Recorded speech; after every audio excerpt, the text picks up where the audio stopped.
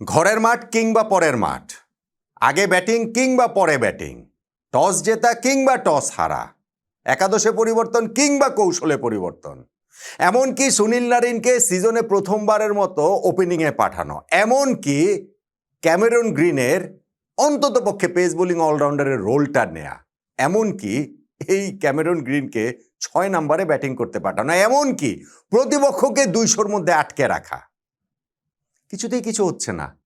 Kolkata night Riders যত কিছুই করুক না কেন এইবারের আইপিএলে তারা ম্যাচ জিততে পারছে না। আজকেও তারা চেন্নাই সুপার কিংসের কাছে 32 রানে হেরে গেছে, যেইটা এবারের আইপিএলে পঞ্চম ম্যাচে তাদের চতুর্থ পরাজয়। বাকি যে একটা ম্যাচ সেটা বৃষ্টির কারণে ভেসে গিয়েছে। বাকি 4 ম্যাচে কেকেআরে যে পারফরমেন্স, তাতে পাঞ্জাব কিংসের বিপক্ষে ওই ম্যাচটাতে বৃষ্টি যদি না হতো তাহলে সম্ভবত 5 ম্যাচ শেষে তাদের পয়েন্ট শূন্যই থাকতো। এখন যেমন 1 রয়েছে বৃষ্টির সৌজন্যে, সেইটাও হয়তোবা থাকতো না। চেন্নাই সুপার কিংসের কাছে কেকেআরের আজকের এই 32 রানে পরাজয়ের টার্নিং পয়েন্ট কোনটা, সেটা নিয়েই তো আলোচনাটা করছি। শুরুতেই ক্যামেরন গ্রিন। আইপিএলে দামি খেলোয়াড়দের একটা অভিশাপ রয়েছে এবং এইটা আমরা অনেকগুলো সিজনেই দেখতে পেয়েছি। এইবার ক্যামেরন গ্রিনকে যখন ওই মিনি অকশন থেকে কেকেআর 25 কোটি 20 লাখ রুপি দিয়ে কিনে নেয়, তখনই মনে হচ্ছিল তিনি না এই এক্সপেকটেশনটা সামলাতে না পারেন, এবং সেটাই হচ্ছে। এইবারের আইপিএলে এখন পর্যন্ত অস্ট্রেলিয়ার এই অলরাউন্ডারের পারফরমেন্স একেবারে ডিজাস্টার। আগের যে 4টা ইনিংসে তিনি ব্যাটিং করেছেন সেইখানটাতে তিনি রান করেছেন সব মিলিয়ে 18, 2, 4, 32, আর আজকে 0 রানে আউট হয়ে গেছেন। প্রথম বলটাতেই তিনি আউট হয়ে গিয়েছেন। তো 5 ইনিংস শেষে যেই ব্যাটসম্যানের রান হচ্ছে গিয়ে 56, তার মূল্য এই 25 কোটি রুপি। আচ্ছা, গত 2 ম্যাচ ধরে তাকে আবার ওই যে পেস বোলিং প্রথম 3টে ম্যাচে করেন নাই, এখানে পেস বোলার হিসেবে দেখা যাচ্ছে, পেস বোলিং অলরাউন্ডার হিসেবে, তো তাতে তো কাজের কাজ কিছু হচ্ছে না। গত ম্যাচটাতেও যেমন তিনি ডুবিয়েছেন, এই ম্যাচটাতেও পাওয়ার প্লেতে 2টা ওভার বোলিং করেছেন। সেইখানটাতে প্রথম ওভারটাতে 9 রান দিয়েছেন বটে, পরের ওভারটাতে দিয়ে দিয়েছেন 21 রান, মানে 2 ওভারে 30 রান দিয়েছেন। ক্যামেরন গ্রিনের পারফরমেন্সটাই আসলে বুঝিয়ে দিচ্ছে এইবারের কলকাতা নাইট রাইডার্সের এই বিবর্ণ পারফরমেন্সকে সিম্বলাইজ করছে দারুণভাবে, অথবা খুবই করুণভাবে। আজকের এই ম্যাচটার কথা দেখুন। এইবারের আইপিএলে নিউ নর্মাল হয়ে গিয়েছে যে 200 রান তাড়া করে জেতাটা। সেইখানে 200-র কম রান করে কোনো দল জয়ের আশা করাটাই তো একটু বাড়াবাড়ি। মানে এখন পর্যন্ত হিসাবটা তাই ছিল। আইপিএলে এখন পর্যন্ত 200-র কম রান করেছেন কমপ্লিট ইনিংসে, এরকম 7 বার ঘটেছে এই আইপিএলে। 7 বারই প্রত্যেকটা দল হেরেছে।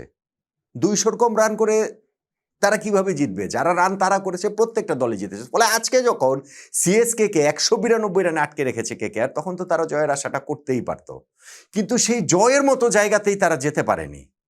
পাওয়ার প্লেতে তারা করেছে মাত্র 36 রান, হারিয়ে ফেলেছে 2 উইকেট, শুরুতেই আউট হয়ে গেছেন 1 রান করে ফিন অ্যালেন।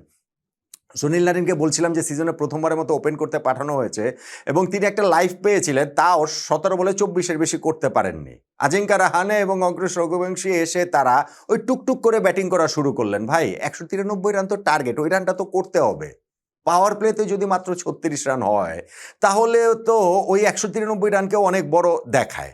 হ্যাঁ, এই দুজনের পার্টনারশিপটা হয়েছিল, তারা সামনে এগিয়ে নিয়ে যাচ্ছিলেন, কিন্তু যখন এটা এক্সিলারেট করবেন, যখন হচ্ছে গিয়ে রান এবং বলের ব্যবধানটা কমিয়ে আনবেন, যখন আস্কিং রেটটাকে নিজেদের সাধ্যসীমার মধ্যে নিয়ে আসবেন, ওই সময় কলকাতা নাইট রাইডার্সের ইনিংসের ওপর দিয়ে একটা ঝড় বয়ে যায়। 2 উইকেটে 79 থেকে তারা অল অফ এ সাডেন পরিণত হয় 6 উইকেটে 90 রানে, অর্থাৎ 11 রান তুলতে তারা 4-4টা উইকেট হারিয়ে ফেলে। পার্টনারশিপটা ব্রেক করেন 27 রান করা রঘুবংশীকে আউট করেছেন যখন আকিল হোসেন, এবং বাকি 3টা উইকেট টপাটপ তুলে নিয়েছেন নূর আহমেদ, আফগান যে বাহাতি স্পিন জাদুকর।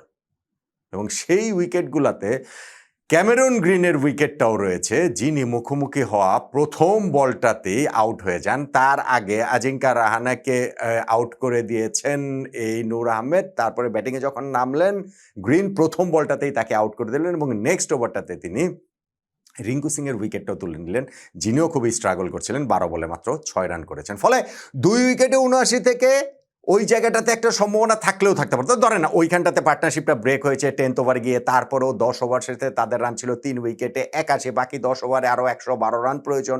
এইটা আসলে সম্ভব, হাতে উইকেট থাকলে হলেও হতে পারে। কিন্তু ওই যে নূর আহমেদ যে আবার 3টা উইকেট তুলে নিলেন 2 ওভারে টপাটপ, এবং তার মধ্যে ক্যামেরন গ্রিনকে গোল্ডেন ডাকের স্বাদও দিলেন। এরপরে আসলে কলকাতা নাইট রাইডার্স আর ম্যাচে ছিল না। কোনোভাবেই ওই ম্যাচটায় রান তাড়া করে তাদের জেতার মতো অবস্থা ছিল না। ওই শেষ দিক দিয়ে গিয়ে যতই রবম্যান পাওয়েল, রমনদীপ তারা হচ্ছে ওই যে 2টা 30 ইনিংস খেলেন না কেন, শেষ পর্যন্ত তারা 160 রানে আটকে গেছে, 32 রানে ম্যাচটা তারা হেরে গিয়েছে।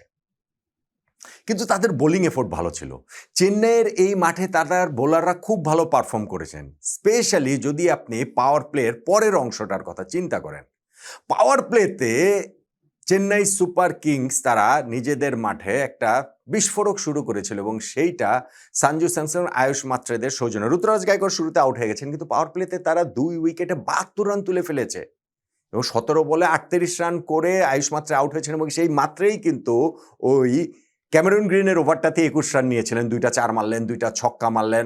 আর সঞ্জু স্যামসন রানে ফিরেছেন তো তিনি গত ম্যাচে, ফর্মে ফিরেছেন সেঞ্চুরি দিয়ে। এই ম্যাচেও তিনি 50 করতে পারেননি, কাছাকাছি গেছেন, তবে 32 বলে 48 রান একটা দারুণ ইনিংস খেলেছেন। ইনিংসের শুরুতে প্রথম 3টা বলে 3টা বাউন্ডারি মেরে যে টোনটা সেট করেছিলেন, পাওয়ার প্লেতে কিন্তু সেই জিনিসটা তারা অব্যাহত রাখে। কিন্তু কেকেআরের বোলাররা এরপরে দারুণ কামব্যাক করেছে। তাদের ওই যে সুনীল নারায়ণের স্পিন বলুন, কিংবা ধরেন শেষ দিক দিয়ে গিয়ে পেসাররাও তারা ওই কামব্যাক করেছে বলেই স্কোরটা সিএসকের কলকাতা নাইট রাইডার্সের সাধ্যসীমার বাইরে চলে যায়নি। যেই দলটা প্রথম 6 ওভারে সিএসকে 2 উইকেটে 72 রান করেছে, তারা মিডল ওভার্সে রানটা যেমন বাড়িয়ে নিতে পারেনি, তেমনি শেষে গিয়েও শেষ 4 ওভারে দেখেন তারা মাত্র 30 রান তুলেছে, যদিও তারা 7 উইকেট হাতে নিয়ে ঢুকেছিল। ফলে ওইখানটাতে তারা স্কোরটা হয়তোবা বাড়তে পারত যদি ওই সঞ্জু স্যামসন টিকে থাকতে পারতেন। কিন্তু 32 বলে 48 রান করার পরে তিনি ওই কার্তিক তিয়াগের একটা 148 কিলোমিটার একটা দুর্দান্ত ডেলিভারিতে তিনি আউট হয়ে গিয়েছেন। পরের দিকে গিয়ে ব্রেভিস কত 41 করেছেন, ওইখানটাতে টুকটাক আরও কন্ট্রিবিউশন রয়েছে, কিন্তু তাদের স্কোরটা কেকেআরের সাধ্যসীমায় ছিল। মানে ছিল বলে কাগজে কলমে অন্তত পক্ষে মনে হয়েছিল, ইনিংস ব্রেকে মনে হয়েছিল ম্যাচ জয়ের জন্য কেকেআর ফেভারিট, কিন্তু সেই জয়ের ধারে কাছেও তো তারা আসলে যেতে পারল না। তাহলে এই যে ম্যাচটা, কলকাতা নাইট রাইডার্স এইবারের আইপিএলে এখন পর্যন্ত জয়হীনই থাকলো, পঞ্চম ম্যাচে চতুর্থ পরাজয়, বাকিটা বৃষ্টির কারণে ভেসে গিয়েছে। এবং চেন্নাই সুপার কিংস, মহেন্দ্র সিং ধোনিবিহীন চেন্নাই সুপার কিংস প্রথম 3 ম্যাচে হারার পর যে টানা দ্বিতীয় ম্যাচ জিতলো, সেইখানটাতে টার্নিং পয়েন্ট কোনটা? ক্যামেরন গ্রিনের বাজে পারফরম্যান্স বলে দেওয়াই যায়, খুব সহজেই এটা বলে দেওয়া যায়। এবং সেইখানটাতে ব্যাট হাতে বলেন, বল হাতে বলেন, এবং ব্যাটিংয়ে যখন স্পেশালি তিনি ওরকম গোল্ডেন ডাকটা মারেন, তখন তো এটা বলাই যায়। কিন্তু আমার কাছে মনে হয় কি যে শুধু ক্যামেরন গ্রিনের এই জিনিসটা রয়েছে, কিন্তু ওই যে ইনিংসের ওই মিডল ফেজটাতে 2 উইকেটে 79 থেকে 6 উইকেটে যে তাদের 90 রান হয়ে গেল, 11 রানের মধ্যে কলকাতা নাইট রাইডার্স যে 4টা উইকেট হারালো, স্পেশালি আকিল ব্রেক থ্রুটা দেওয়ার পরেও নূর যে তার 2 ওভারে 3টা উইকেট তুলে নিলেন, আজিঙ্কা রাহানে, ক্যামেরন গ্রিন ও রিঙ্কু সিংয়ের, ওইটাই কলকাতা নাইট রাইডার্সকে এই ম্যাচটাও জয়বঞ্চিত রাখলো। সেইটাই কলকাতার জয়হীন আইপিএল কন্টিনিউ করার এবং সিএসকে টানা দ্বিতীয় জয়ের টার্নিং পয়েন্ট বলে আমার কাছে মনে হচ্ছে। একমত কি হবেন আপনি?